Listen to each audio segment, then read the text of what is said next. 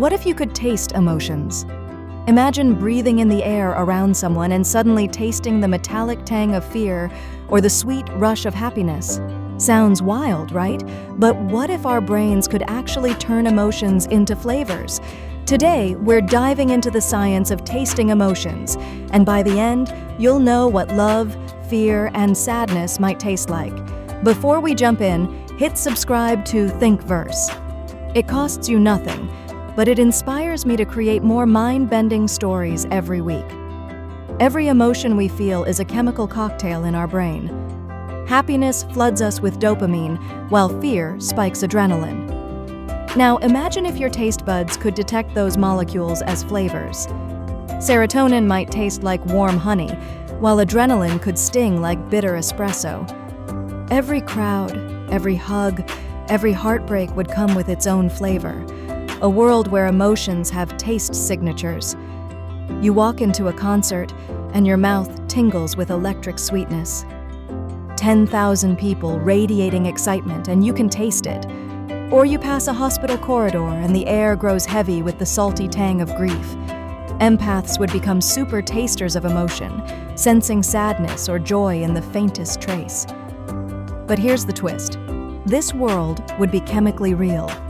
Scientists have found that humans can already detect some pheromones and stress molecules subconsciously.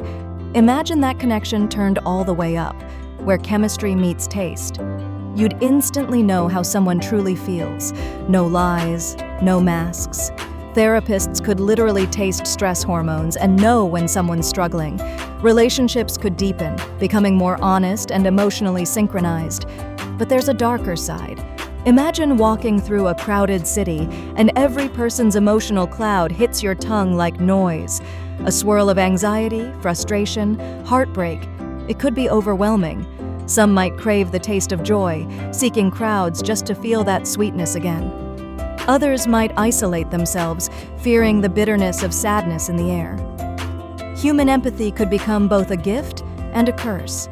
If this ability were real, it would change how we understand neurochemistry and empathy.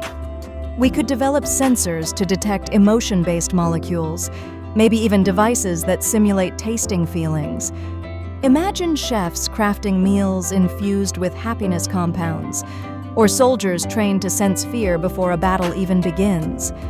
The line between taste and emotion might be thinner than we think, all controlled by our brain's chemical language. So, what if you could taste emotions through chemistry? Would you savor the sweetness of love or choke on the bitterness of fear? In my next video, I'll explore what if we could control other people's emotions through sound frequencies, a real scientific concept being studied right now. If you've watched this far, you've got the curiosity that fuels Thinkverse, so please subscribe. It costs nothing, but it means everything.